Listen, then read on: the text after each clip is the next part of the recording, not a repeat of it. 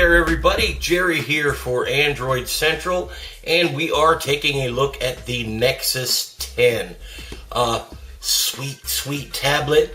I went into it a little, on the idea of going back to 10 inches. I really like my Nexus 7, but I've used it for about a week, and I'm starting to fall in love with it.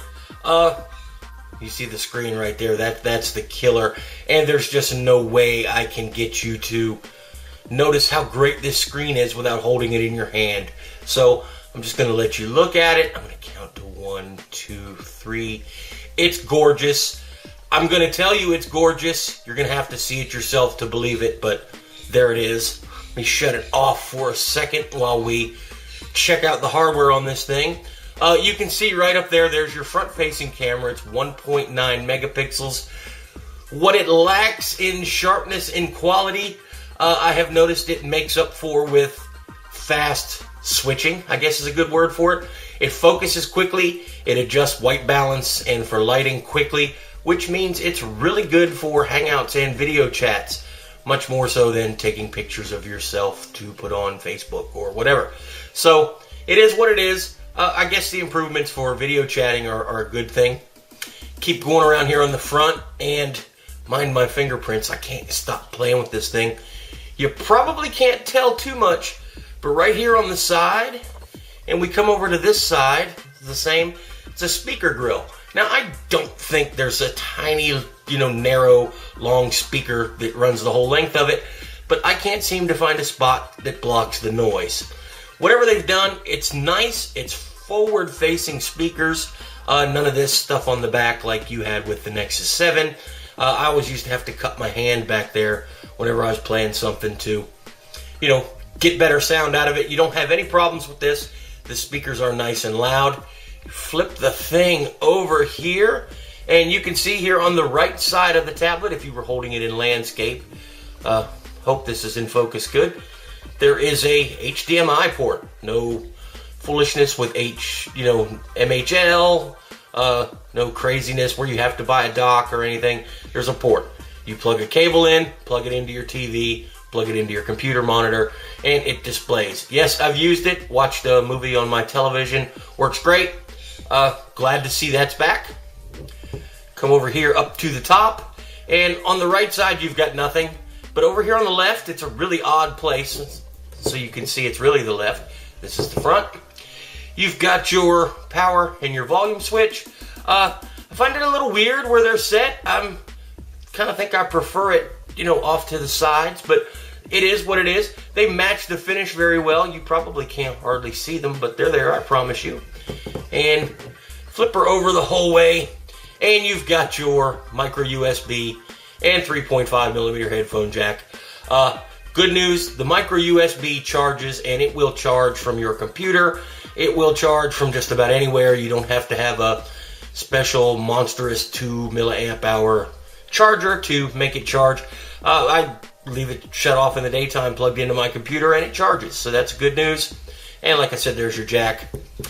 Come down here to the bottom, and this is interesting. You've got the pogo pins, and we've seen that from the Nexus 7 and a couple other phones, and didn't really get used the way we thought they would. There's some cool stuff with the Nexus 1 that used the dock, but not much of anything else. This also has 2 magnets to either side. Google calls it a magnetic connector, so I think we're going to see some sort of accessories that utilize those pogo pins, and that's good news. We're all about the pogo pins. We love them.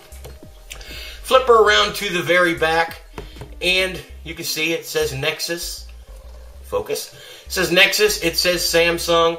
It's black. It's soft finish. It doesn't feel cheap. It doesn't feel quite as nice as this spun aluminum on my transformer, but it does feel pretty nice. I don't know if you can tell, but it's slowly beveled. I say slowly in the, carpenter term, slow. It's a nice, small, no sharp radius of any kind. The whole way around. Feels like a little bit like a shallow bowl or a plate. Works well. Looks weird at first, but it works really well. Got a 5 megapixel camera and an LED flash back there, and the camera is better than you think it would be. Why somebody would want to use a tablet for a camera, I don't know, but if you do, the pictures don't turn out half bad. You'll be able to see that in the post. And you've got this weird speaker grill thingy. It pops off. Doesn't pop off easily, and you're afraid you're going to break it, but you won't. It's real flimsy. It's, Samsung is good at that, making these covers that feel like paper. But the cool thing is, underneath, that's where all your gobbledygook is printed. You notice you don't have FCC IDs and serial numbers and CE marks and all this other nonsense down here. All up there where it stays out of the way. And this is where those smart covers attach. They snap in, and these spots are for magnets to hold it in place. And the cover feels more like part of the device. Pretty slick. I like it. Definitely want to try to get one of the smart covers and see how that works. But I especially like they thought that, not everybody wants to see all that printing. Just because it's not super expensive doesn't mean it can't look like it is. So all your stuff is hidden up there. And of course this just snaps back in, but we're not going to worry about that right now. We want to have a look at the tablet. Let's turn it on here, and you can see slide to unlock. Let's go back. Notice the font's changed. It's still Roboto, but it's taller or narrower and bolder at the bottom. I just looked so different. It was something I wanted to mention. The screen, we've talked about the screen. It's downright amazing. You will love the screen. The performance, that's what everybody wants to know. And I made mention of it before, and some people have called me on it. Yes, it'll stutter sometimes. If I'm watching a full 1080p Blu-ray rip and anything going on in the background, the video will stutter. The soundtrack will get out of sync. Yeah, but that's we're pushing the daylights out of it. Chrome. If I open Chrome with a bunch of tabs, well, here let's try that. See if we can do that. Oh yeah, all my tabs are still open. Let's let it load, and you can see there's Android Central, visiting all the smartphone sites, and then there's some over here. I look for cool wallpapers to play around on that high-res screen. But watch. Yeah, that's just not good. And I don't know whether we want to blame Chrome. I can't see it being this hardware. The hardware underneath this thing, the CPU, GPU, flat out, it's the best money can buy. Google did not skimp. This is an entire generation ahead of everything else that's out there. The A6, the Snapdragon Pro, the Mali Quad. This is a dual-core A15 processor, not kind of A15 or hybrid A15. This is the real deal. This is what they're using for Chromebooks. They're using it for lightweight ARM-based netbooks. This is the monster. It also has the only GPU that'll handle this gigantic high-res screen. I don't even want to say what number it is because I will sure get it wrong, but it's somewhere in the neighborhood of 2500 by 1600. It is the same resolution as a Retina MacBook Pro, and it's in a 10-inch tablet. When you're driving that kind of pixels, sometimes it's going to take some CPU power. Other times, like right now, boy, this thing is quick. Open up the app drawer, it's quick. No lag whatsoever unless you are doing something in the background. I am very impressed with the performance of it.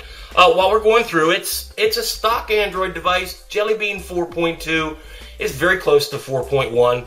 You've got your standard set of home screens, and there is a bunch of widgets you can install. And you can see I've installed some stuff from the market. Heck yeah, I'm going to treat this thing like my own. I'm going to enjoy playing with it until Google says I have to give it back. So you've got, any number of widgets you can put on. You tap one, and you drag it in place. And like Jelly Bean, you can, move them around, do whatever you want with them, slap them up there to get rid of them. The search is persistent. It's Google. They want you to see their name. Not much more to be said about it. Somebody wanted to see Google Music at work. There is Google Music. It is the tablet interface we're used to, even though the home screen with, the status bar and nothing down in the corner It's not quite what we expect when we see a tablet. I think Google has changed that, and frankly, I think it's for the better. You've got your split notification bar. If you come down here, that's where you've got standard notifications. If any of my friends would send me something right now, you'd see it there. And over here, you've got the quick settings. It's your, that's me, but on yours, it'll be you. That's your Google Plus profile. Tap it and can go there. And then there's all the, quick access to the settings. Don't want it to rotate anymore. Bang, it won't rotate. Brightness, bring that up. Cool. I mean, it's different. Having it in two panes like that is different, but at least it's there, and maybe it's something we'll get used to. I'm not going to complain about it. It's just, it's new. It's different, and the screen resolution on this thing will just blow your mind. That's the only way I can put it. It will blow your mind. A lot of people are asking me, is it better than the Nexus 7? Well, no, it's not better than the Nexus 7. It's different from the Nexus 7. I don't even have one here with me yes, I do, buried over here under the piles of stuff. Here is my Nexus 7 I got from Google I.O. You can see it is a whole different beast. Performance-wise, 99% of the time, the Nexus 10 is faster, especially in your day-to-day stuff through the home screens, opening app drawer. It's blazingly fast. What it doesn't have that the Nexus 7 offers is portability, so that's just something you're going to have to decide for yourself. I can tell you with confidence, if you want a 10-inch Android tablet, if you don't need a dockable solution like ASUS offers, and you don't need the Wacom digitizer, this is the one you want to buy. I'll stake my reputation on that. In the meantime, I got to go back to work. I will talk to you guys later. I am out of here. Jerry here from Android Central. If your wife won't let you run around naked, grab a kick-ass t-shirt from shopandroid.com.